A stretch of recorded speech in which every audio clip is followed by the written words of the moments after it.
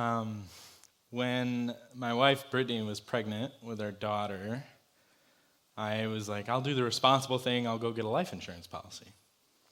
And my guy tells me, you don't want to be worth more dead than alive.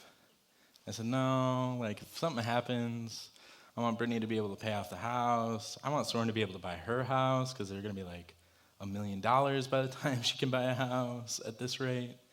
I want her to pay for college. I don't want him to worry about anything. And then I noticed shortly after that, Brittany started getting into true crime podcasts and television shows. And she'd be like doing stuff around the house with her earbuds in, and she'd just mutter things like, well, that's not where you hide a body. Of course you have to clean the DNA off the weapon. I'm like, uh-oh. There's probably nothing to worry about, though. Welcome to week 2 of our series, True Crimes. This is an exciting series because we get to do it with our collaboration churches, which is always cool. I love when we get to do that stuff with them. This week, to kind of prompt you, is just a question. Are you trying to get ahead in life? What does that look like? Are you trying to get that bigger house, have that perfect image of a family? I think about on Facebook when I'm stuck in that stupid endless scroll, and I just see like, wow, their houses are really clean.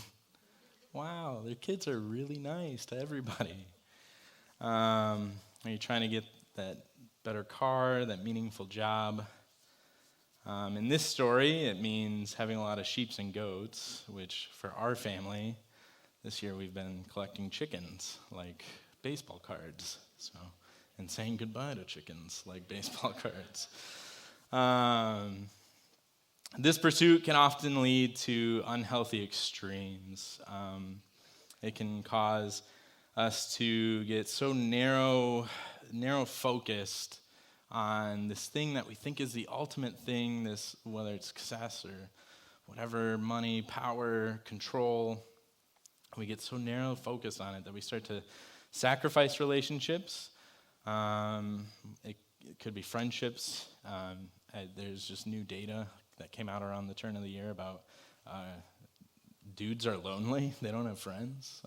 So you should hang out with your friends or make some friends. But we just get so narrow focused on, we got to do this, we got to work, we got to do this, we got to do the next house project, make the house perfect, whatever it is. It can also cause us not to just put strain on relationships like friendships or even family or work friendships, where maybe when we're in those meetings, we're maybe throwing some elbows, trying to jockey, get ahead. But it can cause us to just abuse relationships we have, where we just use people as long as they serve that ultimate purpose for us. And this is something that I think has stemmed out of the last 10 years, out of like that hustle culture, that if you're more savvy with the lingo, that grind set culture, where if you're not adding value to my life, I don't need you, get out of my face, you just bring me down, you're not helping me get to my goal. And the thing about that is that if we're all trying to work towards one goal and we don't need each other, it's pretty lonely. But we get to look at Jacob, who did whatever it took to get ahead. It meant alienating himself from his brother, his dad. He drags his mom into it.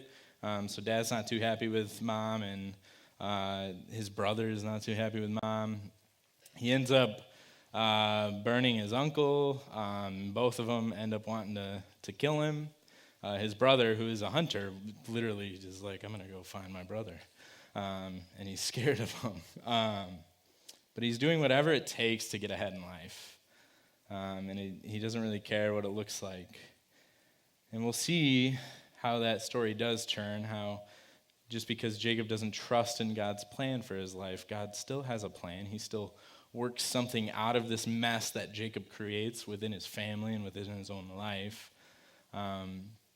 He works this beautiful plan together despite it all. And so we'll get to take a look at that with True Crime Podcast, and then we'll hear from Justin from Restore Church.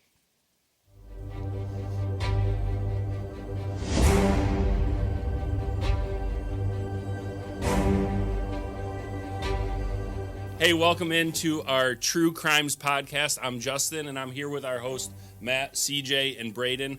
And today we have this juicy account of a man who's willing to do anything to get ahead in life, even cheat on his family.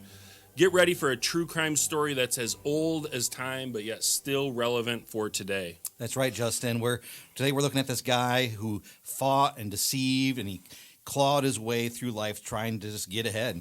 And he stole from his brother, he deceived his family, and ultimately he deceived his major business partner, who was his uncle, just to get ahead and get what he wanted. Jeez, talk about climbing the ladder of success at everyone else's expense. Yeah, I think this story is a calloused account of somebody who just doesn't care who gets hurt as they try to get what they want out of life. Like, I think we hear about like scam artists maybe on the internet or these like fake phone calls and stuff like that, but usually they're like an oceans away on the other side of the world, and this story just hits differently. That's what's really so disturbing about this man. When he looks into the face of his brother, father, his uncle, he doesn't see a family member that he should love and treat well, be loyal to. Instead, he sees a scheme. He sees a way to get ahead. Yeah, and like I understand, like everyone has issues in their families, right? I mean, that's kind of how it works. Families are kind of messy sometimes, but this surpasses sibling rivalry or just trying to get the respect from your dad or your uncle or whatever. It sounds like this guy exploited every weakness in everybody around him to get what he wants out of them. I think the word is that he was just absolutely cutthroat. Like, he looked directly in the faces of the people that he stole from. He knew them. Yeah, I think this man always felt inferior. He always felt burdened with making a name for himself, no matter what it cost. Yeah, and like this guy's ambition was just crazy. It even started like before he was born. They say that the nurses said that when he was born, when he was coming out, like he was grabbing his twin brother's foot, trying to get ahead of him. Even when he was born, his ambition was there.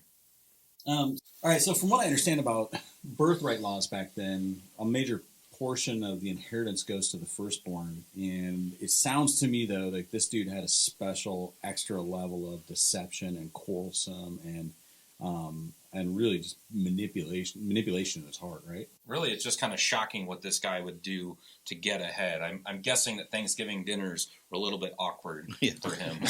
Yeah, I bet he had a whole lot of lonely holidays. Family wouldn't want to be around a guy like this. No, this pattern of fighting and deceiving his family, it would culminate in this guy stealing over half of the family farm from his uncle, who was like his business partner for like 20 years. And he came up with this big scam, and then he got super wealthy, and he just took everything from his uncle. So when it comes to family holidays, I'm sure they were pretty sparse. Yeah. It's funny, but can you imagine being this guy, knowing everybody he looks at, people he's related to or in his community are all people that he ripped off? And I got to imagine this created a real sense of isolation in his heart. Like, that has to be a heavy weight to bear, to think that everybody is somebody that I took advantage of. And it probably leaves you feeling pretty alone. Yeah, I just think that the way this guy lived does not seem like a great way to live. And I guess the question is, can a guy like this learn from this? Yeah. When you look at this man's life, you'll see that his past finally does catch up with him. And he learns the hard way that if you mistreat others, especially family, if you cheat them, it's going to come back around. And this guy spends his whole life fighting to get ahead, wrestling for what he wants. And it's really sad because he could have had what he wanted cooperating with people and having good relationships. This is a cautionary tale of what happens if you spend your life trying to fight to get what you want rather than learning to trust.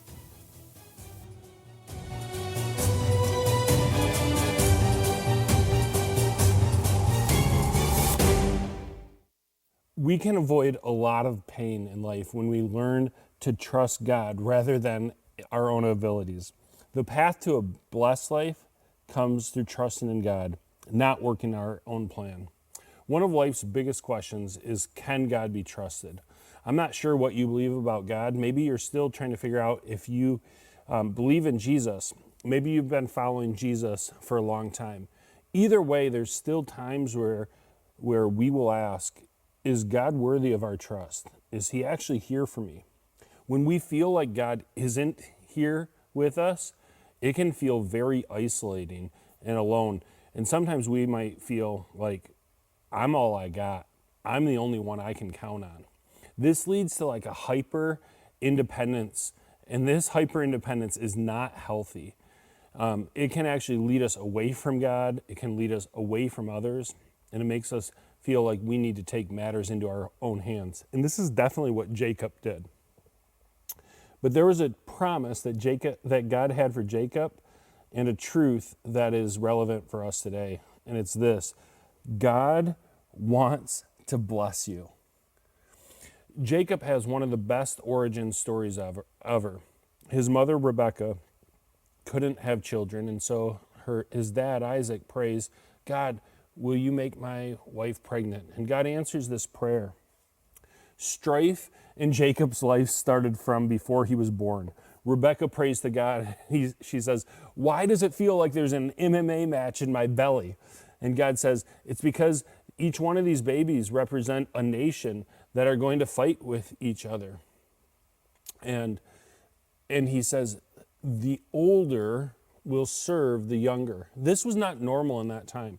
The older child was always seen as the more powerful and would be more privileged. But God says the older will serve the younger. God had a plan for Jacob's life. And God has a plan to bless you and me. God has a plan for our lives. But maybe you're a little bit like me, a little bit like Jacob.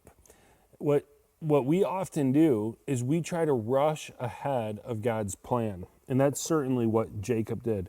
Even if we believe that God wants to bless us, we can be tempted to rush his plan. Jacob was certainly impatient with God and tried to get ahead of him. We mistakenly think that life will only work out when we are in control. Jacob always was wrestling for control, even though God had promised to bless him. This started from when he was being born. Look at what the text says. When the time came for her, Rebekah, to give birth, there were twin boys in her womb. The first to come out was red, and his whole body was like a hairy garment, so they named him Esau. After this, his brother came out, with his hand grasping Esau's heel, so he was named Jacob. Isn't this an awesome birth story? You can hear Isaac, the dad, telling it. He's like, there was my son, Esau. He was born, and I was so happy. He was redheaded and hairy. And then I looked, and I saw his twin brother, and he was in an ankle pick. He was literally grabbing at his heel, trying to pull on Esau to be the first one born. So I named him Jacob, which means heel grabber. This would characterize Jacob's life, where he's just clinging and grabbing and wrestling to get everything that he can out of life. The schemes of Jacob would continue even into his teenage years. One day, Esau went out to hunt. He was a hunter. Jacob was in the kitchen making some stew. He was kind of a mama's boy. Esau came home, kind of that typical teenage rage monster, and yells, Mom, what's for dinner? And Rebecca says, well, I've been cleaning the house ever since I got home. I've been doing the laundry. That was after a full day's of work. I think your brother might be cooking some stew. Go check with him. So Esau goes to Jacob, hey, little brother, give me some of that stew. And Jacob says, sure, just give me your birthright first. Esau says, what good is my birthright if I'm dead? And Jacob's like, exactly, give me that birthright. And here's what the text says. Then Jacob gave Esau some bread and some lentil stew. He ate and drank and then got up and left. So Esau despised his birthright. I hope that stew was good. Esau was tricked into giving up his birthright. This was how inheritance was determined. And he gave this up for some stew. And I'm sure this changed Esau and Jacob's relationship. Jacob believed he had to trick and deceive in order to get ahead. But God didn't tell Jacob that the older would serve the younger only if he deceives his brother. No, God had already promised this, but Jacob took matters into his own hand. Jacob also stole Esau's blessing from his dying dad. As Isaac was dying, Esau said, Dad, give me your blessing. And Isaac said, okay, go get me some wild game that I love to eat and then I'll bless you. But Rebekah and Jacob came up with a plan. Jacob wanted the recognition. He wanted to be noticed, and he was going to get ahead. He was determined. He didn't care who he hurt on the way. He was willing to deceive his dad into thinking that he was Esau. He was willing to steal from Esau. All of Jacob's work and effort ends up making a mess. But guess what? God still has a plan to bless Jacob. God still blesses Jacob, even though Jacob isn't trusting in God's plan. Here's what the text says. Jacob left Beersheba and set out for Haran. When he reached a certain place, he stopped for the night before the sun had set. Taking one of the stones there, he put it under his head and lay down to sleep. He had a dream in which he saw a stairway resting on the earth with its top reaching to heaven, and the angels of God were ascending and descending on it. Then above it stood the Lord, and he said, I am the Lord, the God of your father Abraham, and the God of Isaac. I will give you and your descendants the land on which you are lying. Your descendants will be like the dust of the earth, and you will spread out to the west and to the east, to the north and the south. All the people on earth will be blessed through you and your offspring. I am with you and will watch over you wherever you go, and I will bring you back to the land. I will not leave you until I have done what I have promised you. When Jacob awoke from his sleep, he thought, surely the Lord is in this place, and I was not aware of it. He was afraid and said, how awesome is this place? This is none other than the house of God. This is the gate of heaven. Early that next morning, Jacob took the stone that he had placed under his head and set it up as a pillar and poured oil on top of it. He called that place Bethel, though the city used to be called Luz. See, God delighted in Jacob. God had a plan for Jacob. And this plan and this delight wasn't because of Jacob's effort or his schemes. It's because God wanted to show off his goodness, God's goodness to the rest of the world, and he chose Jacob to do so. But Jacob made a mess of things by trying to do things his own way.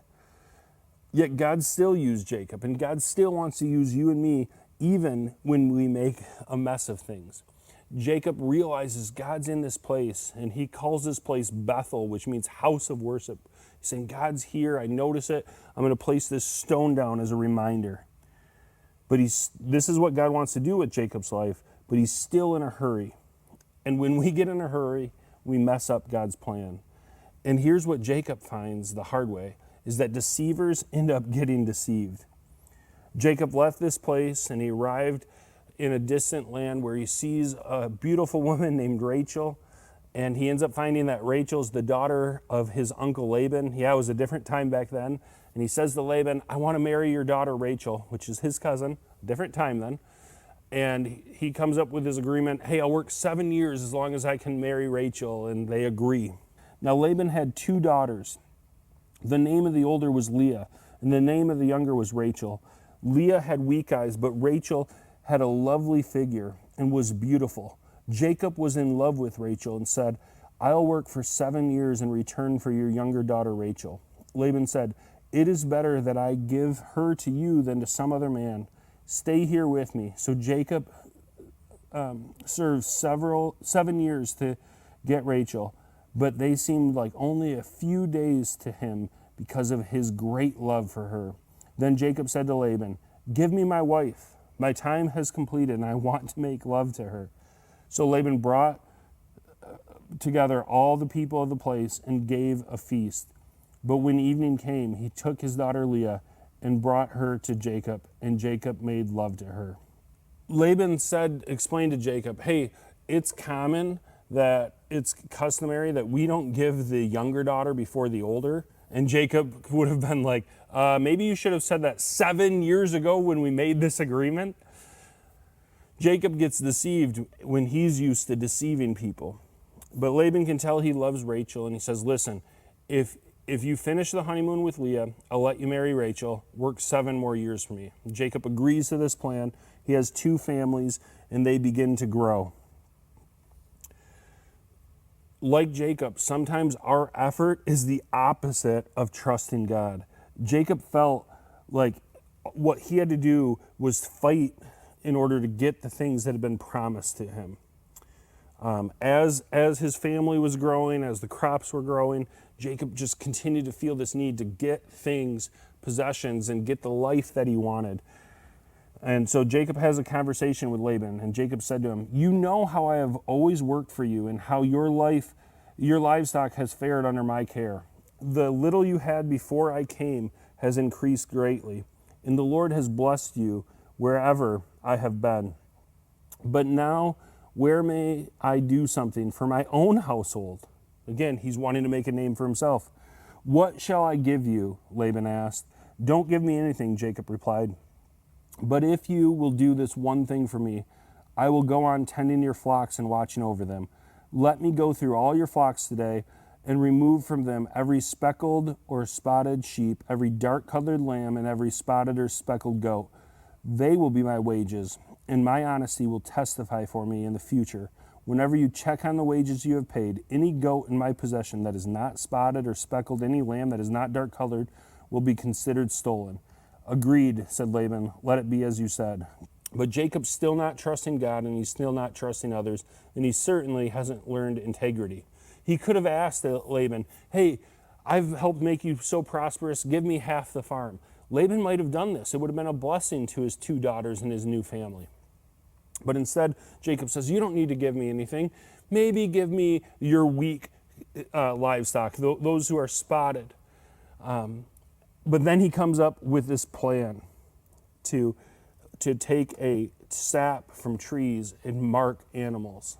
This is how he deceives and steals from his uncle. This is his true crime. Look what the text says. "Whenever the stronger females were in heat, Jacob would place the branches that had the sap in the troughs in front of the animals so that they would mate near the branches. But if the animals were weak, he would not place them there. So the weak animals went to Laban and the strong ones to Jacob. In this way, the man grew exceedingly prosperous and came to own large flocks and female and male servants and camels and donkeys." God didn't say, "Jacob, I will make you into a great nation if you deceive your uncle and father-in-law." He didn't say, "You have to deceive others and then you'll be blessed." But Jacob chose to figure out a way to scheme and steal from his uncle, the one who had shown him hospitality. He figured out a way to deceive Laban because Laban had deceived Jacob by making him marry Leah.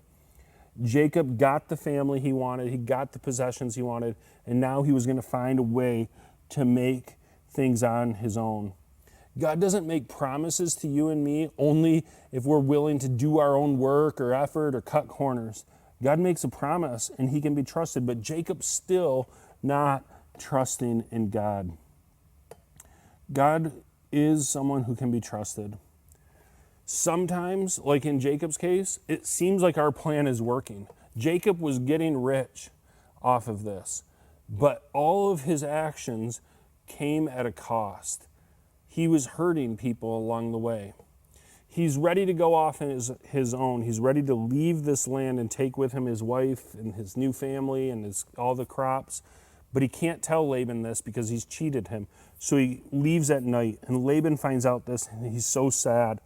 "Why did you run off secretly and deceive me?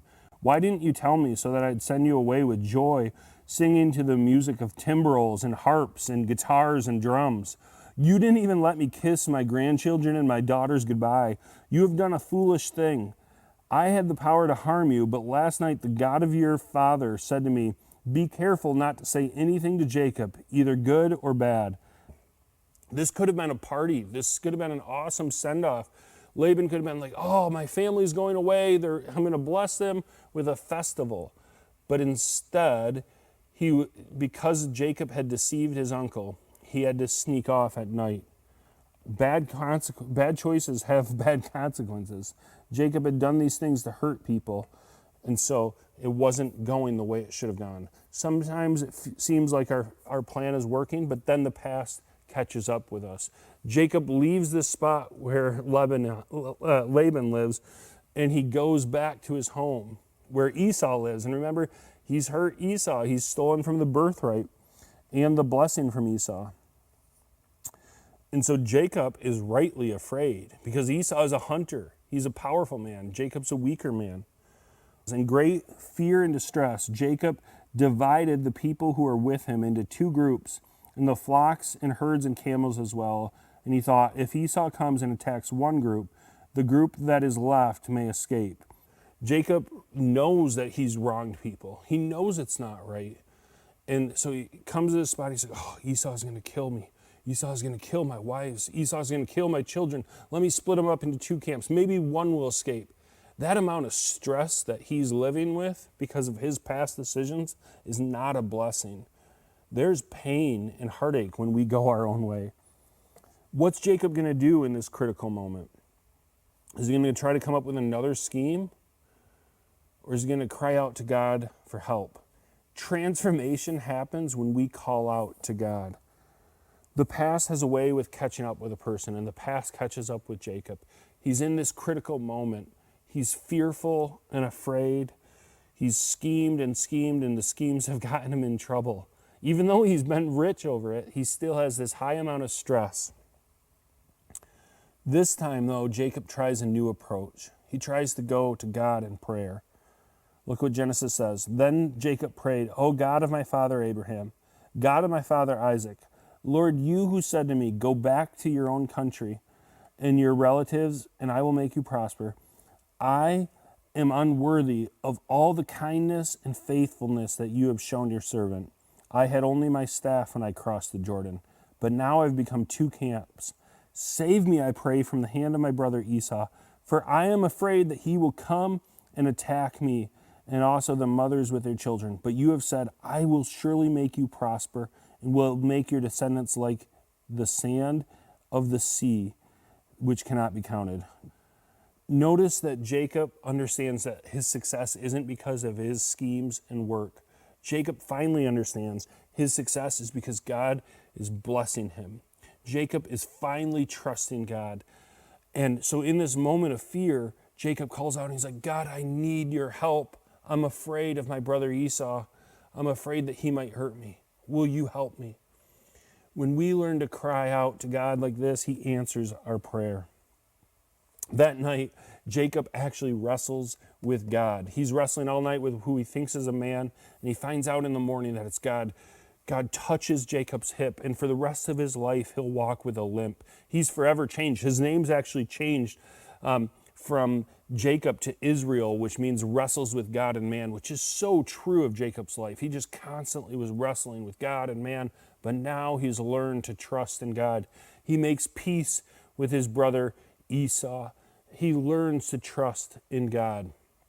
The scripture in Genesis tells us that one of his daughters is violated, and his sons go and attack the people who violated his sister. And Jacob says, why would you do this and bring trouble to our household? Let's learn to trust God, which is so unlike Jacob and what he had always done all his life.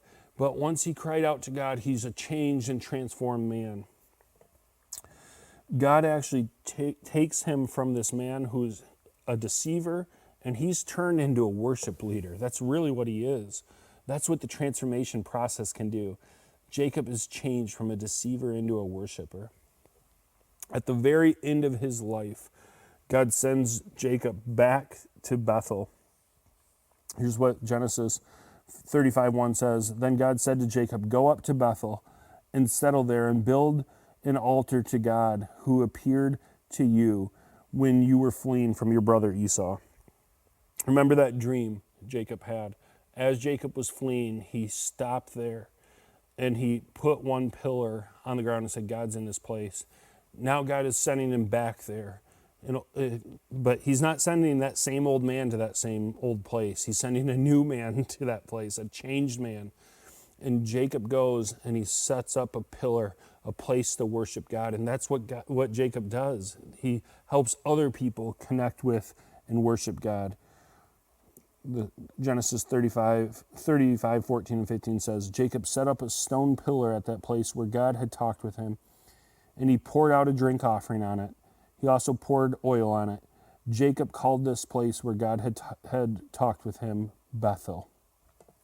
This is what God does, is he takes someone who's a liar, a deceiver, and a thief, and he turns him into a worship leader. Jacob's life has become full circle. and he's changed in this process. He's learned to trust God, and he's now helping other people to trust God as well. If Jacob was able to find redemption, then there's hope for you and me no matter what our past is. Because of what Jesus has done on the cross, we can find redemption and new life in him. The path to a blessed and full life comes through trusting in God, not from working our own plan.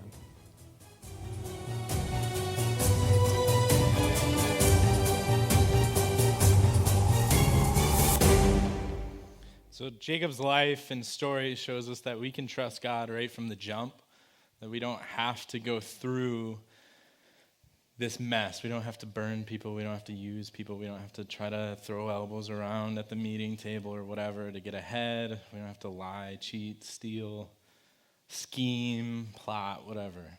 That we can trust God right from the jump when he says that he has a good plan for our life. And really, God had this great plan for Jacob's life, and it seems maybe a little innocuous or a little mundane, but really this plan to have a big family and to have all these sheep and goats and to prosper in that way, a fairly simple life.